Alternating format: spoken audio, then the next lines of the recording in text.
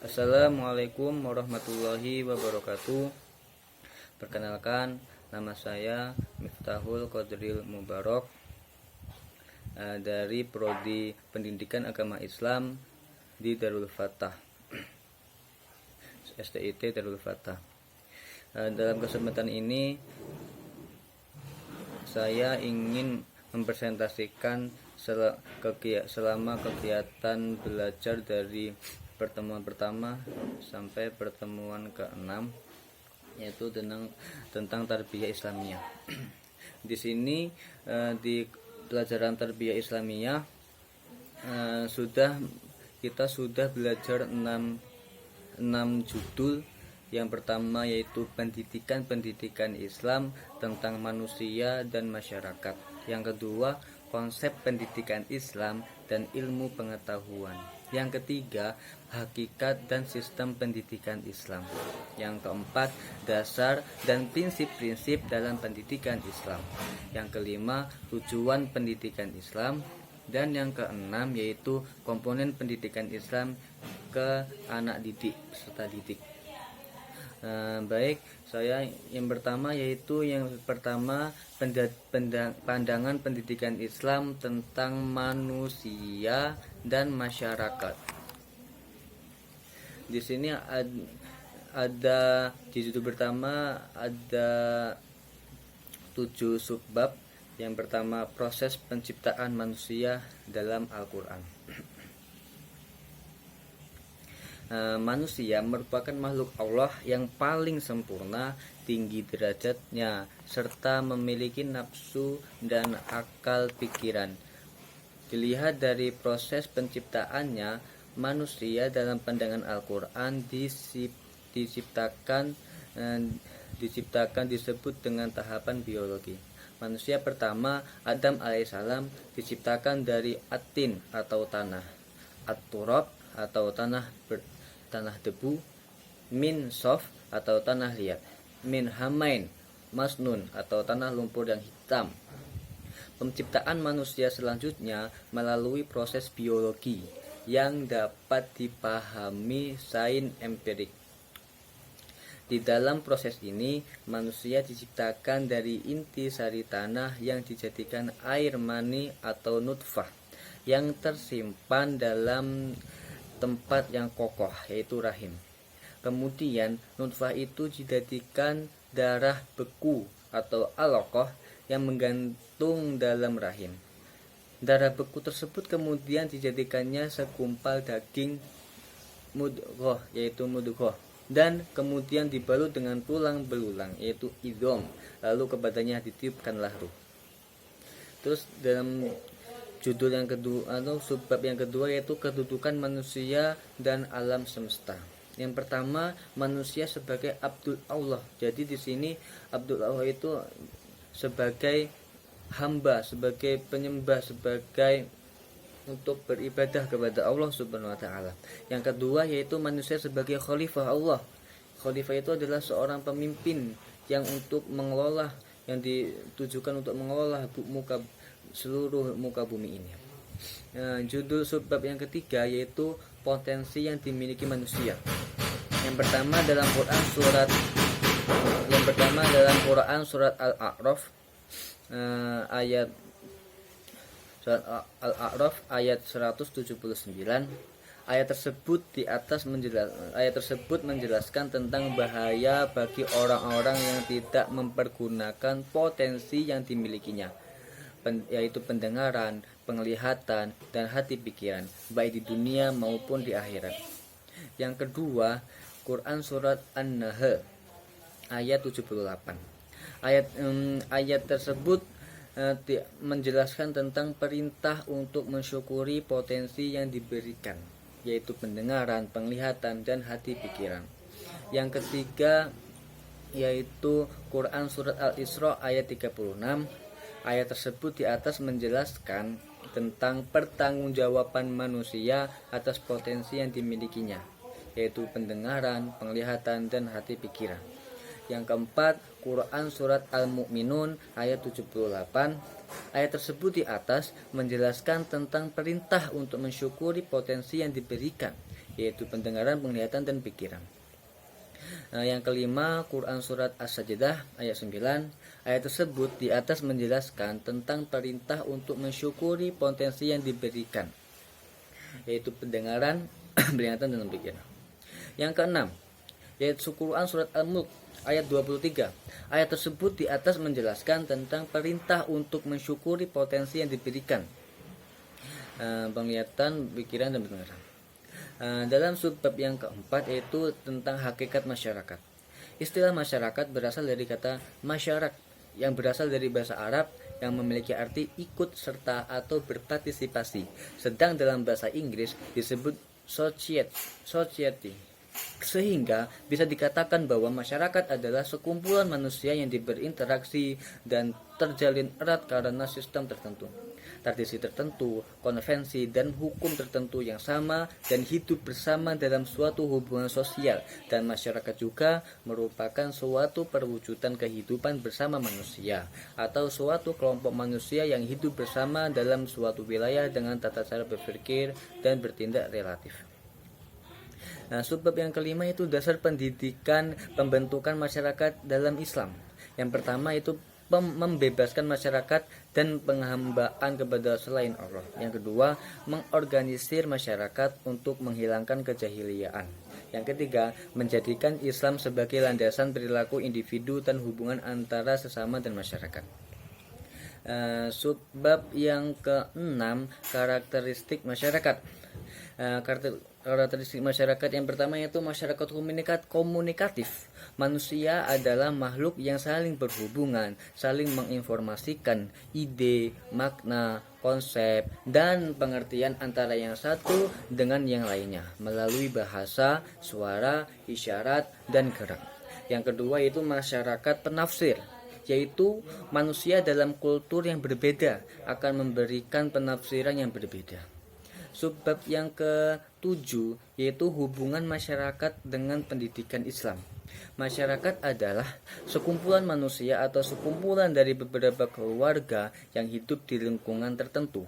Jika kita berbicara tentang masyarakat yang berkaitan dengan sudut pandang Islam, maka pembahasan kita tidak keluar dari bidang pendidikan Islam atau falsafah pendidikan Islam. Baik, sekarang masuk judul yang kedua, yaitu yang disampaikan oleh kelompok 2, yaitu konsep pendidikan Islam dan ilmu pengetahuan. Yang pertama, subbab judul yang pertama yaitu hakikat ilmu pengetahuan. Ilmu pengetahuan atau science dalam bahasa Latin berasal dari kata scire yang berarti tahu. Dalam bahasa Arab berarti dari kata alima yang berarti tahu. Menurut Kamus Besar Bahasa Indonesia memiliki dua pengertian. Yang pertama, ilmu pengetahuan diartikan sebagai suatu pengetahuan tentang suatu bidang yang disusun secara bersistem menurut metode-metode tertentu yang dapat digunakan untuk menerapkan gejala-gejala tertentu di bidang atau pengetahuan tersebut, seperti ilmu hukum, ilmu pendidikan, ilmu ekonomi, dan sebagainya. Yang kedua, ilmu pengetahuan diartikan sebagai pengetahuan atau kepandaian tentang soal duniawi, akhirat, lahir, batin, dan sebagainya, seperti ilmu akhirat, ilmu akhlak, ilmu batin, ilmu sihir, dan sebagainya. Dari kedua pengertian itu dapat disimpulkan bahwa ilmu merupakan kumpulan pengetahuan yang disusun secara sistematis lalu menggunakan metode tertentu.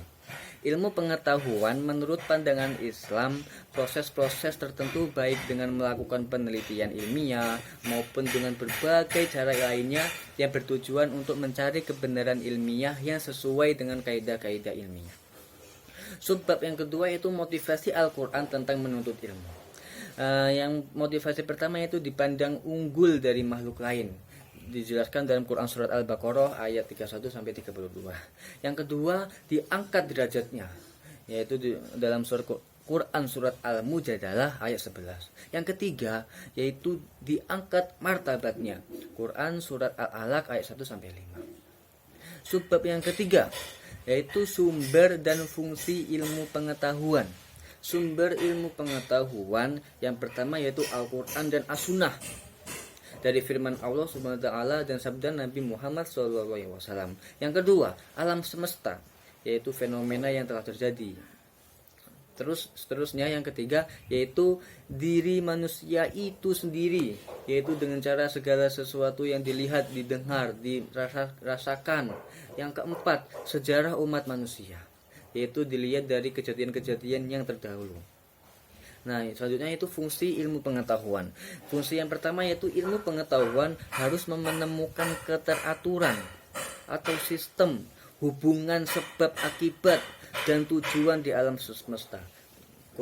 Ini sudah dijelaskan di Quran surat Al-Mulk ayat 3. Terus yang kedua, ilmu harus dikembangkan untuk mengambil manfaat dalam rangka mengabdi kepada Allah, sebab Allah Subhanahu wa taala telah menundukkan segala apa yang ada di langit dan di bumi untuk kepentingan manusia. Dijelaskan dalam Quran surat Al-Hajj ayat 65. Yang ketiga, ilmu harus dikembangkan dengan tidak menimbulkan kerusakan di bumi. Yang dijelaskan Quran surat Al-A'raf ayat 56. Sebab yang keempat yaitu islamisasi ilmu pendidikan. Dalam konteks pendidikan Islam, pandangan hidup, sikap hidup, dan keterampilan hidup tersebut harus bernafaskan atau dijiwai oleh ajaran dan nilai-nilai Islami yang bersumber dari Al-Quran dan As-Sunnah Al-Hadis. Muhaimin itu selanjutnya, hakikat pendidikan dalam Islam adalah kewajiban mutlak yang dibebankan kepada umat Islam. Bahkan kewajiban pendidikan atau mencari ilmu dimulai sejak bayi dalam kandungan hingga masuk ke liang lahat. Terus judul subbab yang kelima yaitu implikasinya terhadap pendidikan. Yang pertama, pendidikan madrasah diniyah yaitu atau TPA, yaitu sekolah agama sore berisikan kajian dan penguasaan ilmu-ilmu keagamaan serta pengamalan ajaran agama Islam. Yang kedua, pondok pesantren. Pondok pesantren ini pendidikan yaitu pendidikan atau pengajaran keagamaan dan keislaman dan atau pendidikan pengajaran agama Islam yang menetap. Yang ketiga, sekolah formal berbasis agama yaitu Islam terpadu, yaitu sistem yang menyediakan pembelajaran agama Islam lebih banyak dibandingkan sekolah-sekolah lain. Terus selanjutnya subbab yang keenam yaitu islamisasi ilmu pengetahuan. Al-Butin Nata mengatakan bahwa fenomena islamisasi ilmu pengetahuan dapat dilihat dengan sebab-sebab sebagai berikut. Yang pertama, kehidupan modern. Kehidupan modern. Yang kedua, teknologi masuk ke sistem kehidupan dengan berbagai variasi.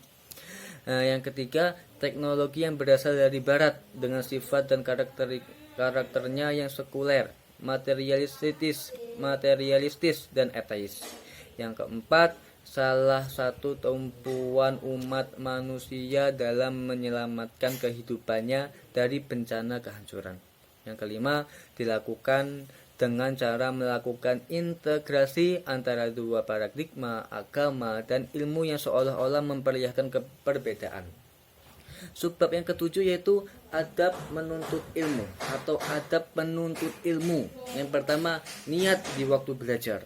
Yang kedua, memilih ilmu, guru, teman, dan ketabahan. Yang ketiga, penghormatan terhadap ilmu dan ulama. Keempat, kesungguhan kontinu dalam belajar dan cita-cita luhur, yaitu istiqomah ya. Yang kelima, tawakal kepada Allah Subhanahu wa taala. Tentunya kita harus bertawakal kepada Allah Subhanahu wa taala. Baik, selanjutnya dari judul yang ketiga dari kelompok 3 yaitu hakikat dan sistem pendidikan Islam.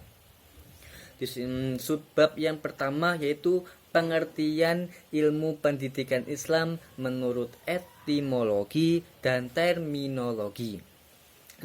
Secara etimologi yaitu menurut keputusan Konferensi Islam Sedunia di Mekah tahun 1977 menetapkan bahwa ketiga istilah tarbiyah takdim dan taklim boleh dan bisa digunakan untuk menyebut pendidikan Islam.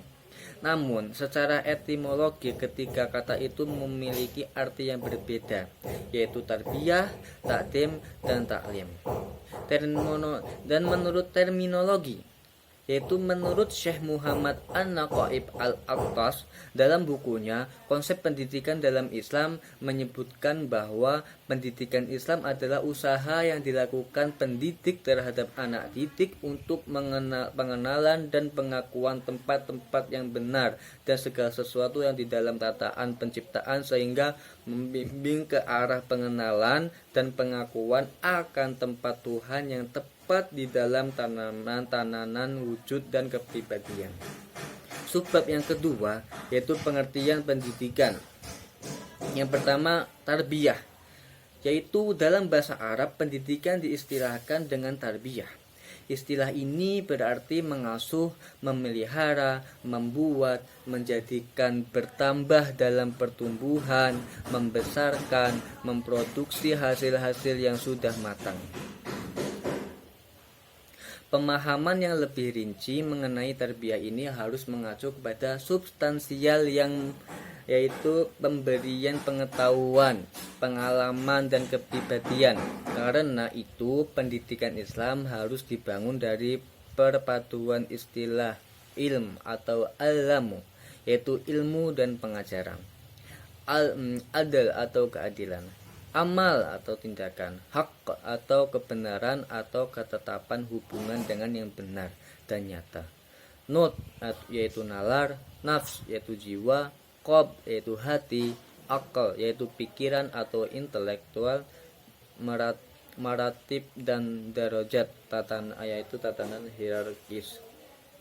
Ayat yaitu tanda-tanda atau simbol, tafsir dan takwil atau penjelasan dan penerangan. Yaitu secara keseluruhan, terkadang dalam istilah adab, Imam Al-Ghazali menyebut pendidikan dengan sebutan al-riyadah. Al-riyadah dalam arti bahasa disebut dengan olahraga atau penelitian. Pengertian yang kedua yaitu taklim.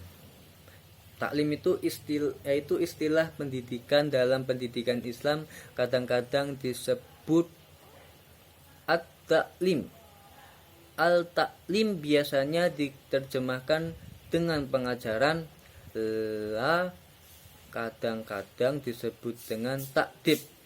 At-takdib secara etimologi diterjemahkan dengan penjamuan makan malam atau pendidikan sopan santun. Sedangkan Imam Al-Ghazali menyebut pendidikan dengan sebutan al-riyadah. Al-riyadah dalam arti bahasa diterjemahkan dengan olahraga atau pelatihan. Arti ini dikhususkan untuk pendidikan masa kanak-kanak, sehingga Al-Ghazali menyebutnya dengan riyadah al-shibyan. Pengertian yang ketiga yaitu takdib. Kata al-takdib berasal dari kata ad-dabah, yu'addibu takdiban, yang dapat berarti education, yaitu pendidikan, disiplin, yaitu disiplin, punishment, yaitu peringatan atau hukuman, dan kasdisimen, yaitu hukuman penyucian. Kata-kata al-takdib berasal dari kata-kata adab yang berarti beradab, bersopan santun, tata krama, adab, budi pekerti, akhlak, moral, dan etika. Kata al-takdib dalam arti pendidikan sebagaimana disinggung di atas ialah kata yang dipilih oleh Naqid al-Attas.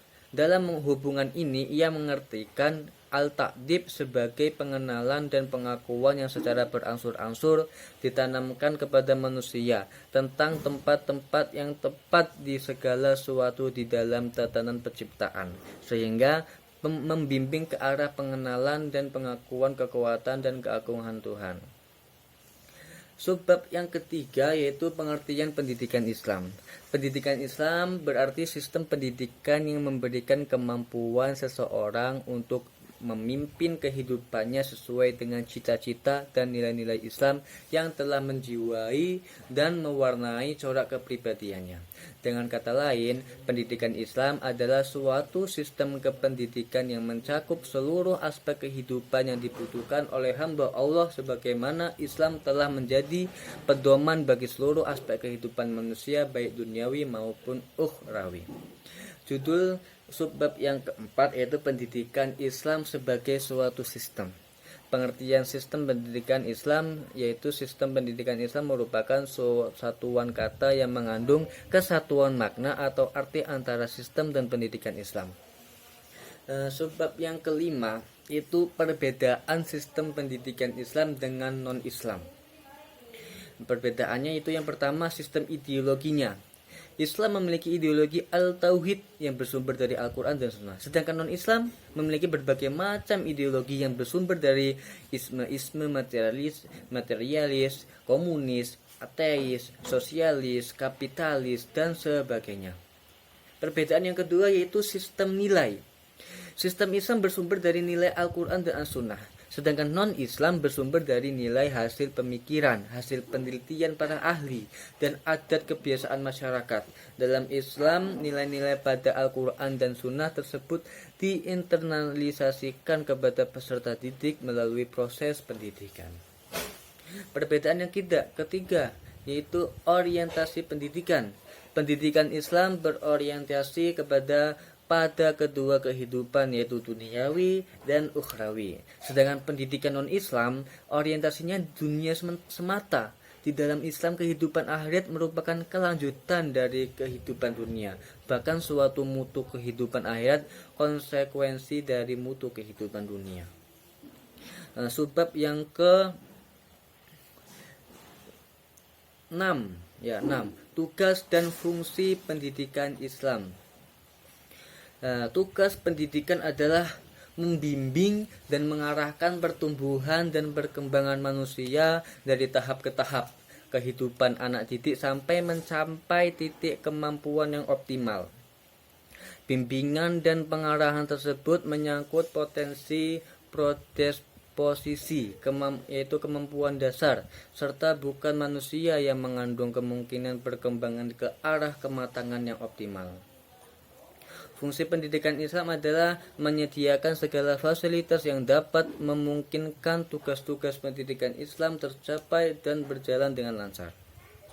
Baik, sekarang kita masuk ke judul yang keempat yaitu dari kelompok 4 yaitu dasar dan prinsip-prinsip dan pendidikan Islam. Subbab yang pertama yaitu dasar-dasar pendidikan Islam. Dalam Kamus Umum Bahasa Indonesia, kata dasar memiliki banyak arti, diantaranya alas atau fondasi, pokok atau pangkal. Menurut Abu Dinata, dasar pendidikan adalah segala sesuatu yang bersifat konsep, pemikiran, dan gagasan yang mendasari, melandasi, dan mengasasi pendidikan. Dengan demikian, dasar pendidikan Islam adalah segala sesuatu yang bersifat konsep, pemikiran, dan gagasan yang mendasari, melandasi, dan mengasasi pendidikan Islam. Menurut Abdul Mujib dan Yusuf Muzakir, dasar pendidikan Islam adalah landasan operasional yang dijadikan untuk merealisasikan dasar ideal atau sumber pendidikan Islam.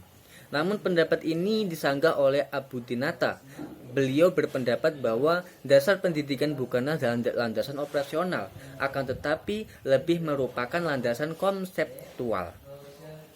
Karena dasar pendidikan tidak secara langsung memberikan dasar bagi pelaksanaan pendidikan, namun lebih memberikan dasar bagi penyusunan konsep pendidikan. Dan menurut penulis sendiri, pendapat Abu Dinata ini lebih tepat. Subbab yang kedua yaitu prinsip-prinsip pendidikan Islam.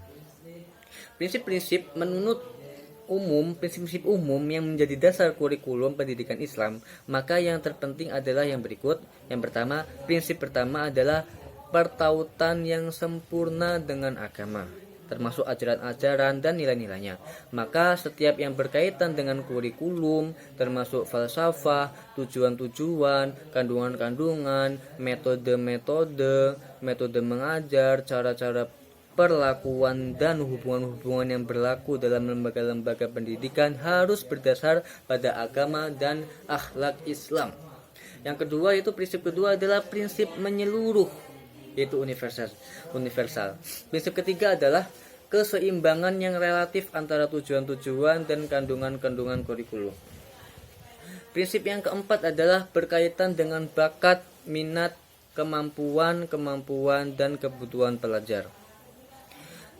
Baik, subbab yang ketiga itu dasar ideal pendidikan Islam, yaitu dari Said Ismail Ali sebagaimana dikutip oleh Hasan Langgulung menyebutkan bahwa dasar ideal pendidikan Islam terdiri dari Al-Quran, hadis, kata-kata sahabat, ijtihad, kebiasaan masyarakat, serta hasil pemikiran para intelektual muslim. Sebab yang keempat yaitu dasar operasional pendidikan Islam. Dasar operasional adalah dasar yang mengatur secara langsung pelaksanaan pendidikan agama di sekolah-sekolah dasar. Dasar operasional di sekolah-sekolah ya. Dasar operasional terdiri dari 7 dasar diantaranya: dasar historis, dasar sosiologi, dasar ekonomi, dasar politik dan administratif, dasar psikologis, dasar filosofis, dan dasar religius. Subbab yang kelima yaitu analisis dasar dan prinsip pendidikan barat. Seperti yang kita ketahui bahwasanya dasar dari pendidikan barat tidak lain hanya dapat menggunakan rasio berbeda dengan Islam yang menggunakan Al-Quran dan Al-Hadis sebagai dasar pendidikan. Setelah mengalami fase panjang zaman kegelapan yang disebut sebagai The Dark Ages of Eropa, peradaban modern kemudian mengembangkan worldview atau filsafat ilmu sekuler yang menolak keberadaan dan kehadiran Tuhan. Tuhan dalam seluruh aspek kehidupan. Tuhan dipandang sebagai sesuatu yang mengganggu kebebasan manusia. Filsuf terkenal Jean-Paul kebebasan manusia. Filsuf terkenal Jean-Paul Sartre menyatakan bahwa sekalipun Tuhan itu ada, itu pun harus ditolak sebab ide tentang Tuhan mengganggu kebebasan mereka. Baik, sebab yang ke-6 yaitu Barat dan Islam. Konsep pelajaran Barat yaitu metode untuk mendapatkan ilmu pengetahuan dalam dunia Islam dan Barat yaitu non-Islam adalah berbeda. Metode yang digunakan dalam Barat diantaranya yaitu metode skeptis. Yang kedua metode rasional atau empiris. Terus yang ketiga metode dikotomik. Yang keempat metode positif objektif. Yang kelima metode yang menentang dimensi spiritual anti metafisika. Sedangkan konsep belajar Islam, adapun untuk mendapatkan ilmu pengetahuan Islam diantaranya adalah metode rasional, metode intuitif, metode dialogis, metode komparatif, dan metode kritik. Baik, sekarang masuk ke kelompok tujuan pendidikan Islam, yaitu judul yang kelima dari kelompok 5. Yang pertama, pengertian tujuan pendidikan. Ada 3 komponen dasar manusia yang dibawa sejak lahir.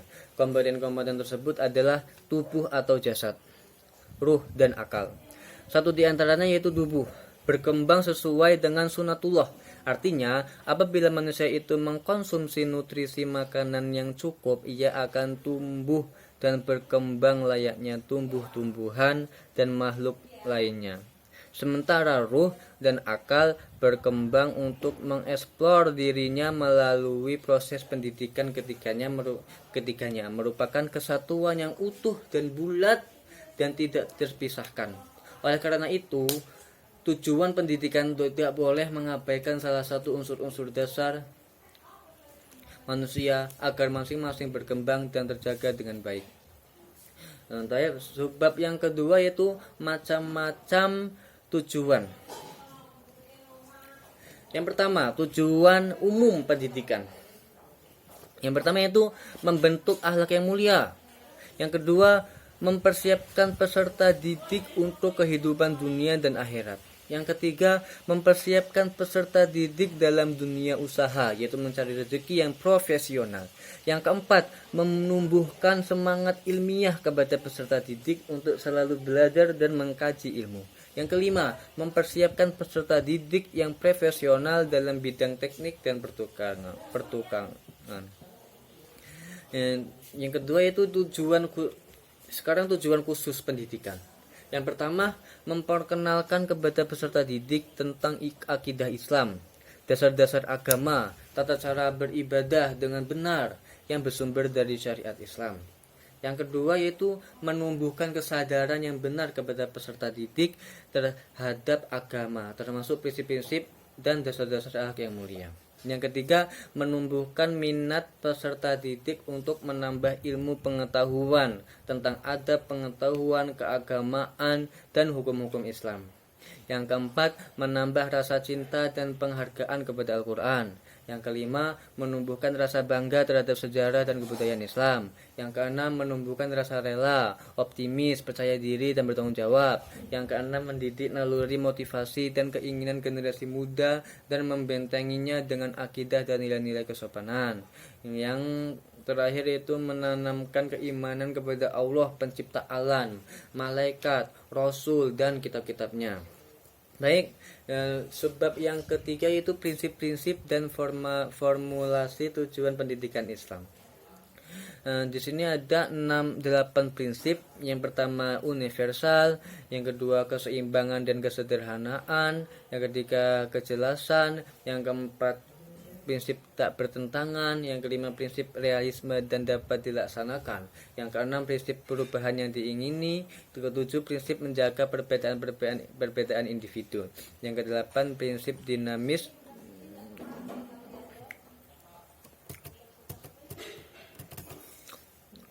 ini perbedaan individu, yang kedelapan prinsip dinamis dalam menerima perubahan dan perkembangan yang terjadi pelaku pendidikan serta lingkungan-lingkungan di mana pendidikan itu dilaksanakan. Baik, subbab yang keempat yaitu komponen tujuan pendidikan Islam. Yang pertama pendidik. Pendidik adalah orang yang diserahi tugas atau amanah untuk mendidik. Pendidikan itu sendiri dapat berarti memelihara, membina, membimbing, mengarahkan, menumbuhkan.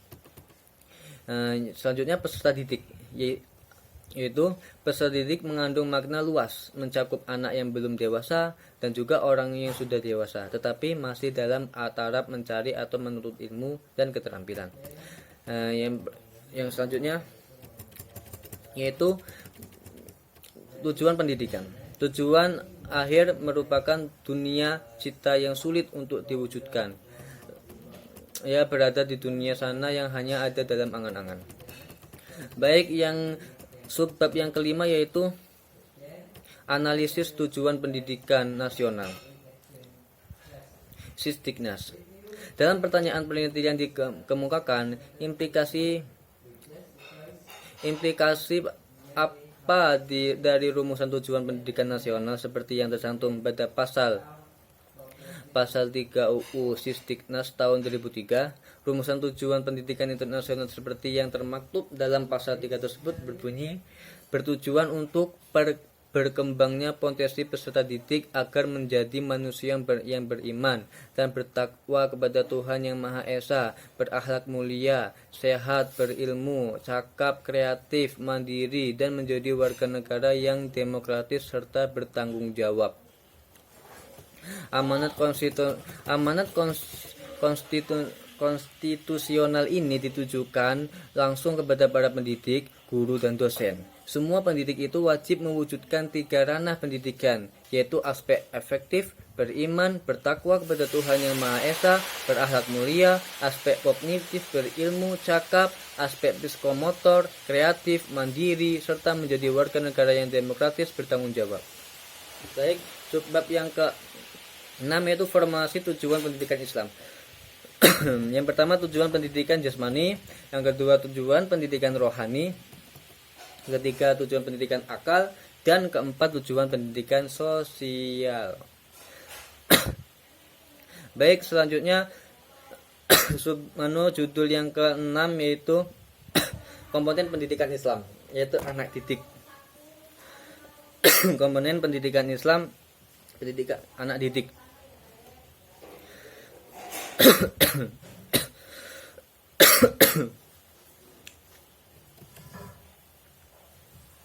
Hakikat peserta didik. Judul subbab yang pertama, hakikat peserta didik. Dalam pendidikan Islam, peserta didik adalah individu yang sedang berkembang baik secara fisik, psikologis, dan religius dalam mengurangi kehidupan di dunia dan di akhirat kelak. Nah, subbab yang kedua yaitu dimensi-dimensi peserta didik yang akan dikembangkan. Yang pertama yaitu dimensi fisik, yaitu jasmani. Ada 6 dimensi. Dimensi fisik, kedua dimensi akal, ketiga dimensi keberagaman, yang keempat dimensi akhlak, yang kelima dimensi rohani, dan keenam dimensi sosial. Yang pertama dimensi fisik. Dimensi fisik yaitu mendidik jasmani dalam Islam memiliki 2 tujuan sekaligus, yaitu yang pertama membina tubuh sehingga mencapai pertumbuhan yang sempurna. Yang kedua, dan mengembangkan energi potensial yang dimiliki manusia berlandaskan hukum fisik sesuai dengan perkembangan fisik manusia. Yang kedua itu dimensi akal. Dalam dunia pendidikan, fungsi intelektual atau kemampuan akal peserta didik dikenal dengan istilah kognitif. Kognitif salah satu peranan psikologis yang berpusat di otak, meliputi setiap perilaku mental yang berhubungan dengan pemahaman, pertimbangan, pengolahan informasi, pemecahan masalah, kesenjangan, dan keyakinan. Yang ketiga itu dimensi keberagaman, yaitu dalam pandangan Islam sejak lahir manusia telah mempunyai jiwa agama, yaitu jiwa yang mengakui adanya zat yang maha pencipta, yaitu Allah Subhanahu wa taala. Yang keempat itu dimensi akhlak. Tujuan pendidikan akhlak dalam Islam adalah untuk membentuk manusia yang bermoral baik, memiliki kemampuan yang keras, sopan dan berbicara, dan perbuatan mulia dalam tingkah laku, perangai bersifat bijaksana, beradab, ikhlas, jujur, dan suci. Yang kelima yaitu dimensi rohani. Yaitu dimensi kejiwaan merupakan suatu dimensi yang sangat penting dan memiliki pengaruh dalam mengendalikan keadaan manusia agar dapat hidup sehat, tentram, dan bahagia. Yang keenam yaitu dimensi sosial. Seseorang manusia adalah makhluk individual dan secara bersama adalah makhluk sosial. Sekarang subbab yang ketiga itu pendidikan pranatal. Di sini dibagi menjadi yaitu 3, yaitu fase pemilihan jodoh, yang kedua fase pernikahan, yang ketiga fase kehamilan. Yang pertama fase pemilihan jodoh. Yang pemilihan jodoh yang pertama itu cara pemilihan calon istri. Yang pertama, saling mencintai antara kedua calon mempelai. Yang kedua, memilih wanita karena agamanya agar nantinya mendapat berkah dari Allah Subhanahu wa taala. Yang ketiga, wanita yang soleha. Yang keempat, sama derajatnya dengan calon mempelai. Yang kelima, wanita yang hidup di lingkungan yang baik. Yang keenam, wanita yang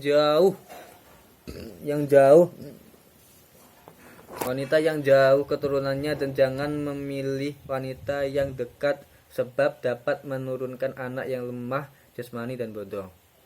Yang ketujuh, wanita yang gadis dan subur bisa melahirkan.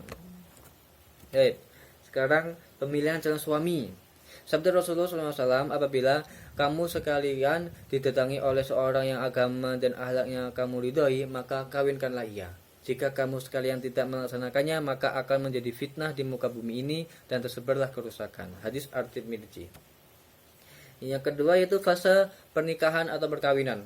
Ada beberapa aspek yang dijelaskan dalam syariat Islam yang berhubungan dengan anjuran pernikahan dan perkawinan. Di antaranya, yang pertama, perkawinan merupakan sunnah Rasulullah. Yang kedua, perkawinan untuk ketentraman dan kasih sayang. Yang ketiga, perkawinan untuk mendapatkan keturunan. Yang ketiga itu perkawinan untuk memelihara pandangan dan menjaga kemaluan dan kemaksiatan. Yang ketiga itu fase kehamilan. Agar dapat memperoleh anak, Islam mengajarkan agar selalu bermohon kepada Allah dengan membaca doa seperti Nabi Ibrahim. Sebagaimana firman Allah SWT, artinya, ya Tuhanku, berilah aku anak yang soleh. Quran As-Saffat ayat 100. Dengan Itu dengan memakan makanan bergizi, menghindari benturan-benturan, yang ketika menjaga emosinya dari perasaan sedih yang berlarut-larut dan marah yang meluap. Yang keempat yaitu menjauhi minuman keras, rokok, dan berbagai jenis makanan yang diharamkan Allah Subhanahu wa taala. Yang kelima yaitu menjaga rahim agar jangan sampai terkena penyakit atau infeksi. Yang keenam itu menjaga agar ibu jangan sampai merokok atau minum alkohol. Baik, subbab yang keempat yaitu pendidikan pasca Natal. Yang pertama ada dibagi empat yaitu fase bayi, kedua fase kanak-kanak, yang ketiga fase remaja, dan keempat fase dewasa. Yang pertama fase bayi. Pada masa bayi sudah mulai masuk ke dalam pendidikan yang langsung, diantaranya perkembangannya yang menonjol pada saat itu adalah indera pendengaran. Indera pendengaran yang berfungsi cepat harus dimanfaatkan untuk mendengar kata-kata suci. Pada bulan-bulan berikutnya hingga usia 2 tahun, si bayi sudah mengalami perkembangan yang pesat dari segi fisik dan psikisnya. Kelima, inderanya sudah berfungsi. Perkembangannya sudah dialaminya itu dapat digunakan untuk menanamkan nilai-nilai agama. Demikian kira-kira pola pendidikan bayi. Walaupun pola masih sederhana, namun justru merupakan momen yang menentukan bagi pendidikan berikutnya. Yang kedua yaitu fase kanak-kanak. Fase anak-anak ini pertama yaitu umur 1 sampai 3 tahun. Fase anak. Ciri-ciri khas yang menonjol pada usia anak ini yaitu yang pertama mula-mula sudah dapat berjalan walaupun belum stabil. Yang kedua mulai belajar makan sendiri. Yang ketiga senang mendengar cerita yang berulang-ulang. Yang keempat senang mengerjakan hal yang berulang-ulang. Yang kelima dalam belajar bahasa ia mulai aktif. Yang keenam pada umur 3 tahun mulai masa negatif, tidak mudah menurut karena mulai timbul kemauan yang keras. Yang ketujuh mulai memperhatikan anak yang lain. Yang kedua itu fase prasekolah yaitu 3 sampai 6 tahun. Dalam mendidik anak usia ini, orang tua harus mengambil jalan tengah. Jangan terlalu lunak dan jangan terlalu ekstrim. Karakteristik anak pada fase ini itu yang pertama dapat mengontrol tindakannya. Yang kedua itu selalu ingin bergerak.